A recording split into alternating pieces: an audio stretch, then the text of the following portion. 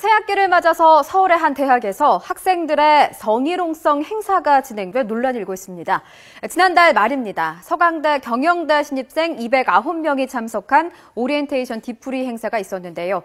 신입생들이 선배를 만나는 방문 앞에 이런 낯뜨거운 문구들이 적혀 있었습니다.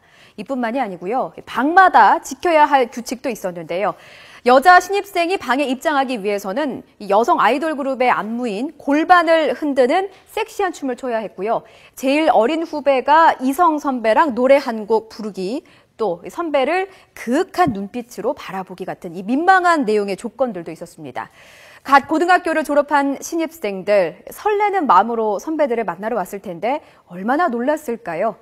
학교 측은 오리엔테이션 전에 3차례 정도 성희롱 예방 교육을 했다는데 소용이 없었습니다.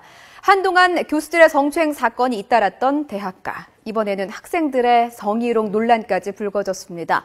지성의 전당인 대학에서 왜 자꾸 이런 일이 발생하는 걸까요? 계속해서 이야기 나눠보겠습니다. 예, 여러분 지금 안보라 앵커의 얘기 들으셨습니다만 어떤 분은 이것을 단순한 성희롱, 대학생들의 성의식, 이 문제로 생각하시는 분이 있을 수도 있지만 그것은 이 문제의 핵심을 완전히 벗어난 겁니다.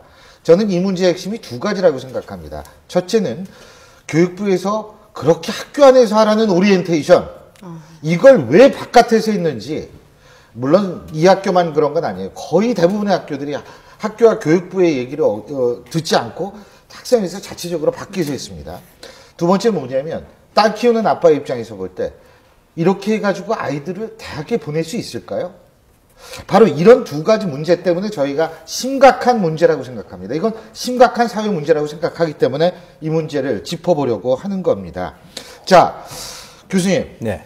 교수님네 학교에서도 오리엔테이션 어디 가셨어요? 저희는 이제 금년부터 모든 신입생들 전부 다 기숙사에 집어넣는 그 시스템을 하기 때문에. RC라고 하는. 네, 그렇습니다. 레지던스 캠, 예. 그래서 이제 저희들은 2박 3일 동안 오리엔테이션을 했는데, 그 2박 3일 동안에 이제 각 학교 학생들에게 어떤 주제를 주고, 그 주제를 예컨대 도서관에 있는 어떤 책들을 찾아가지고 그것을 찾게 되면은 거기에 대해서 상품권을 준다든지 그런 식으로 해서 나중에 2박 3일 되는 그날에 그 주제에 대해서 발표를 하는, 그야말로 저희들은 이제 교육부의 지침을 따른 그런 상황이 되죠. 그러다 보니까 그게 이제 예년하고 좀 다르게 저희가 느끼는 것은 이 바깥에 나가게 되면 아무래도 술이라든가. 아니, 사고가 많이 나지 않습니까? 그렇습니다. 진짜. 교육부가 가지 말라는 거 아니에요? 그러니까 A라고 하는 지점에서 멀리 또 가다 보면 옛날에 이렇게 보면은 차가 이렇게 굴러서 이렇게 교통사고 난다든지 그런 것이 있었었는데 저희는 이제 금년에 그런 문제가 없이 상당히 효과적이고 또는 성공적으로 끝난 것 같습니다. 이게요, 그게 사실은, 자, 우리 박사님, 거기가 무슨 리조트였죠? 마우나.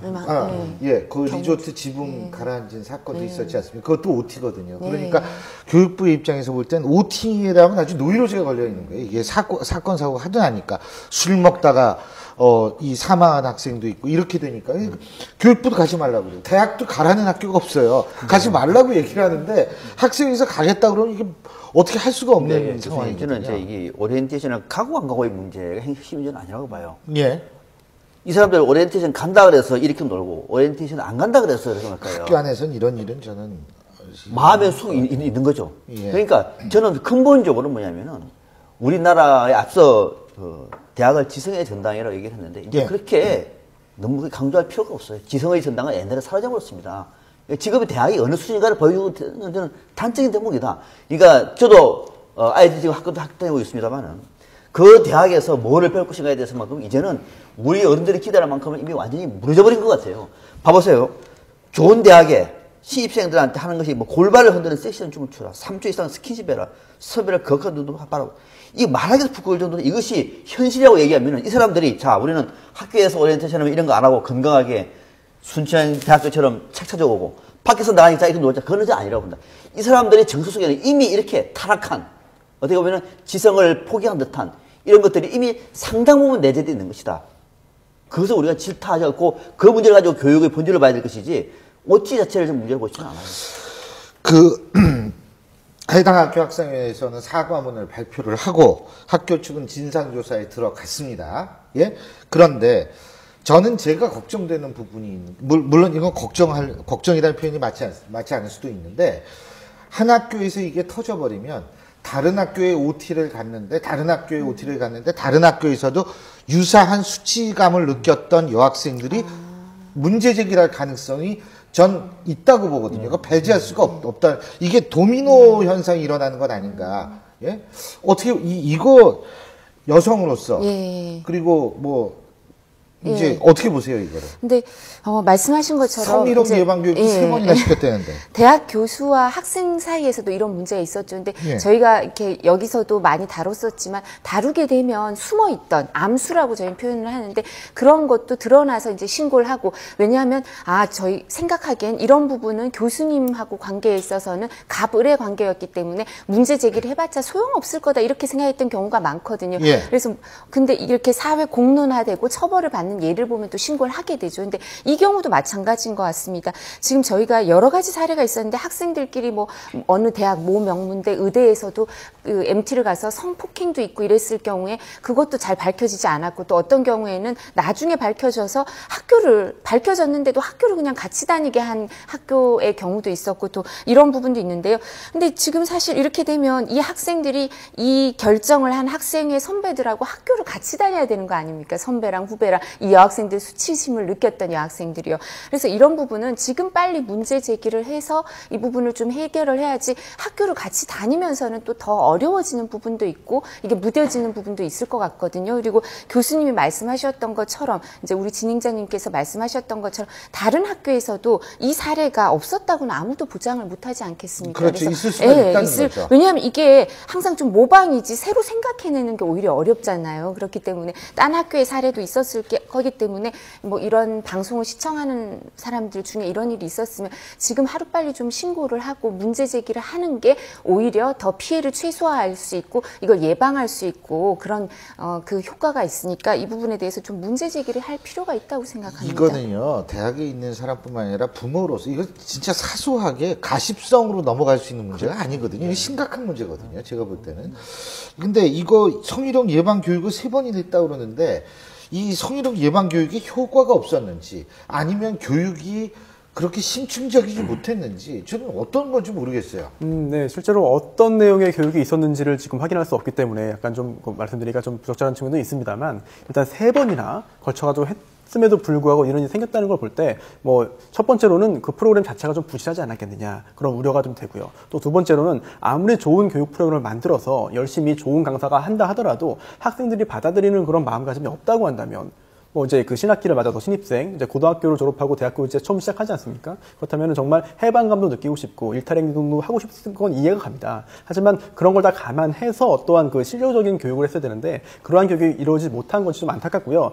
또 하나 좀 우려되는 것은 이게 이 해당 학교만의 문제는 아닌 것 같아요. 그래서 일단 그 여러 가지 그 다른 학교의 경우에도 그 교외로 나가서 이렇게 그 OT를 했을 경우에 혹시라도 유사한 경우가 있지 않겠느냐 굉장히 우려가 되고 또 하나는 지금은 이제 그 20살, 21살, 1학년, 2학년들의 일탈행동이라고 이제 뭐 좀 좋게 보자면은 조금이라도 그렇게 할 수 있겠습니다만 이게 용인이 되고 묵인이 된다면은 그 후에 정말 좀 수위가 높은 그런 성범죄로 발전할 가능성이 충분히 있거든요. 특히 학교 내 학내 성폭행도 요즘에 굉장히 많기 때문에 이런 걸 좀 초기 단계에서 좀 억제할 수 있고 막을 수 있는 게 필요할 것 같습니다. 손 변호사님 말씀 중에 예. 저도 이 대목이 이제 앞서 아주 근본적으로 고민을 하자라는 얘기가 강의를 해보면 이런 건 비일비재합니다. 포기하고 싶을 정도로 많은데 자, 이 문제를 어떻게 접근할 것인가의 문제인데 서강대학교 경영학을 하잖아요. 그죠? 이제 국민들이 지켜볼 겁니다. 이 주동자가 있을 겁니다. 그죠? 책임자 가려내서 일벌백계 해야 됩니다. 그래서 서강대학교에서는 이렇게 처리하는구나. 그것이 소문나버리면요. 그것이 교육은 딴 학교에서 하지도 못합니다. 정말로 다시는 떨어지지 못하는. 이건 말 그대로 일벌백계. 그거 하지 않고 난 다음에 내부적으로 조사를 했더니 뭐 한 명이 실수해가지고 사과합니다. 게임 꺼서 해버리면은 이거 내년에 더해집니다. 우리 사회 점점 더 탈락하고 있는 거예요. 그래서 앞으로 지켜볼 겁니다. 일벌백계가 지금은 교육적인 차원에서도 정답입니다.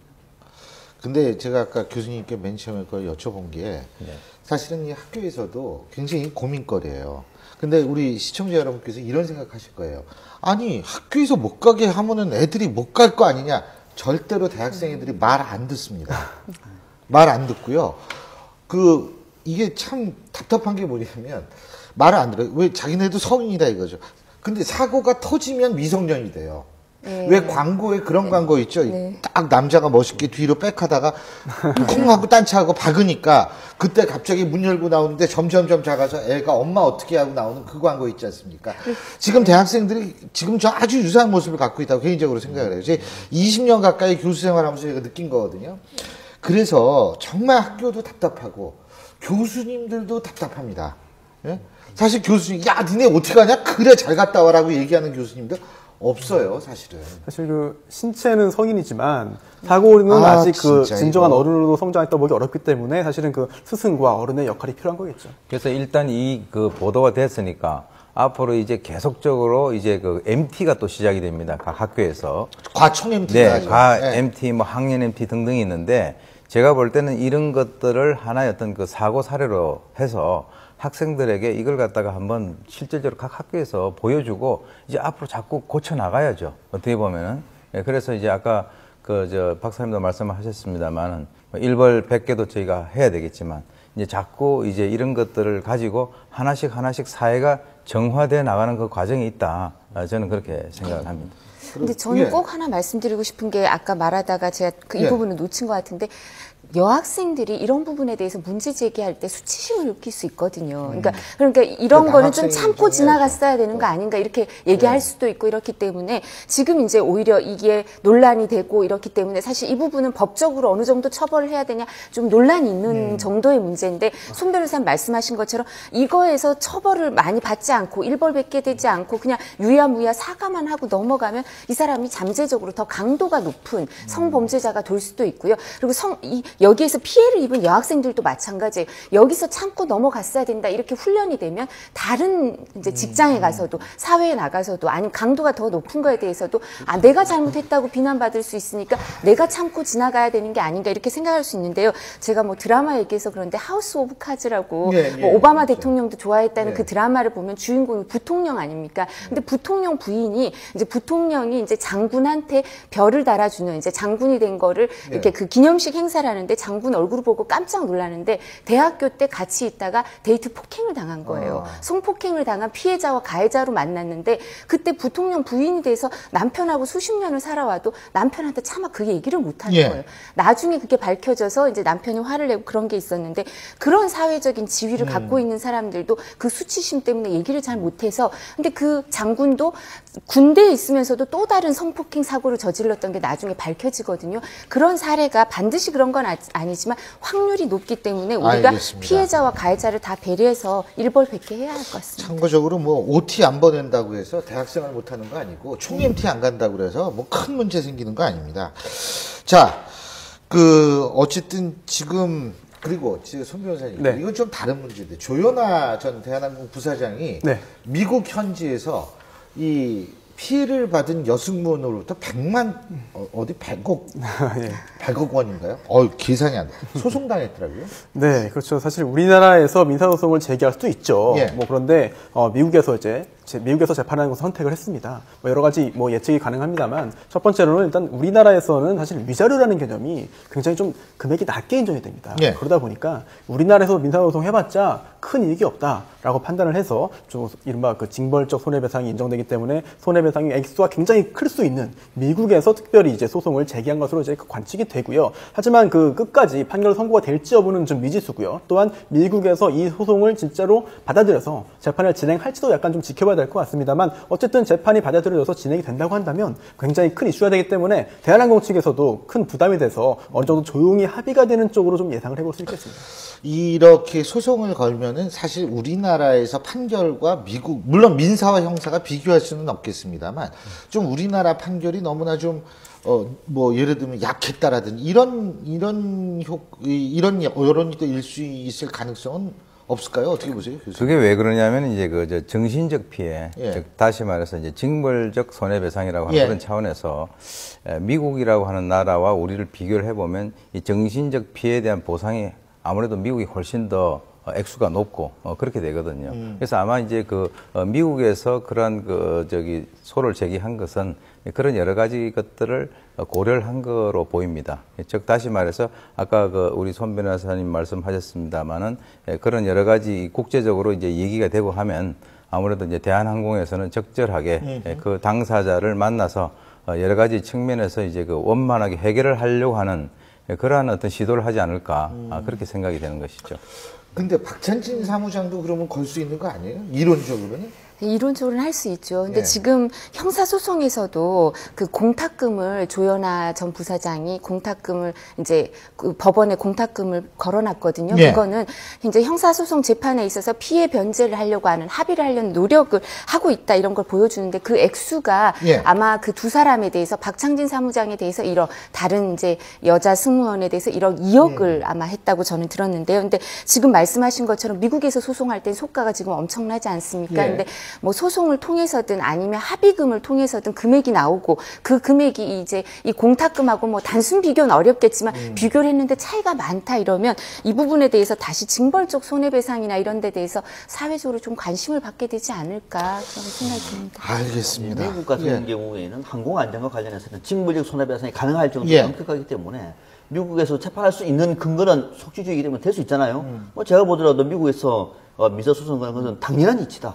다만 미국에서 그 재판을 받아줄지는 알겠습니다. 아까 손 변호사 말씀하신 대로 지켜볼 필요가 있습니다.